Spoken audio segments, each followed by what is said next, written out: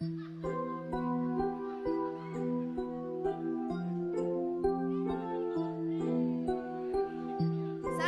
semua.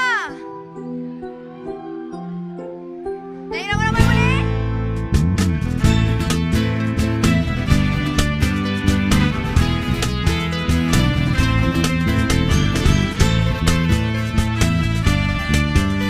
Daripada mengisarakan nyanyi Orti Hawaii, kerana kita sihat jadi terimalah hutang.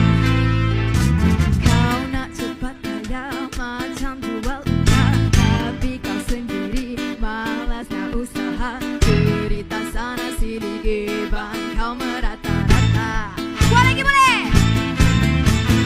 Pantang depan mata ada salah cerita. Ibu bundik kawan kau macam ular sawah. Bila kau tahu kau lari bermatu macam kau nampak aku. Semua cerita zaman dulu, Pak Kado gadai tanah, dia laga ayam bukan kepunyaannya. Cerita zaman sekarang kau yang guna duit orang. Bila pecah tembelang dari bilang bukan, kau tak mampu bayar sekumpang.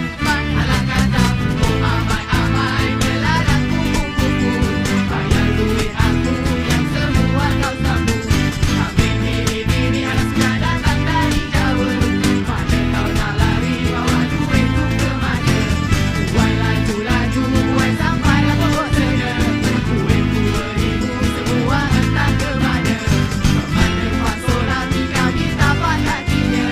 Kau memang kau salah, ku tabung kau pun tak apa. Boleh sing semakin.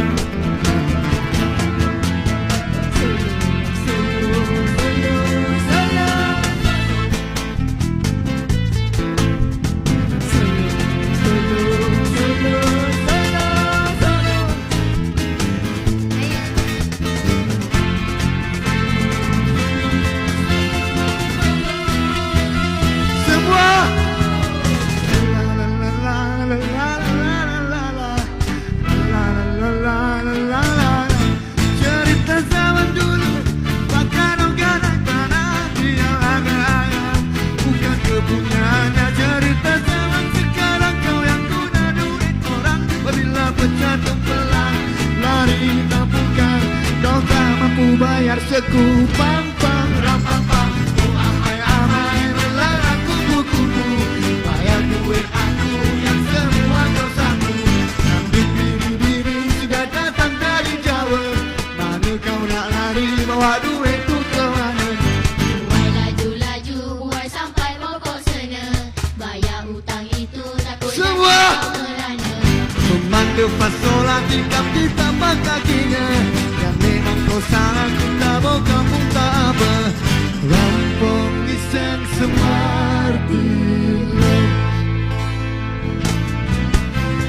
Rampung iseng semarti lo.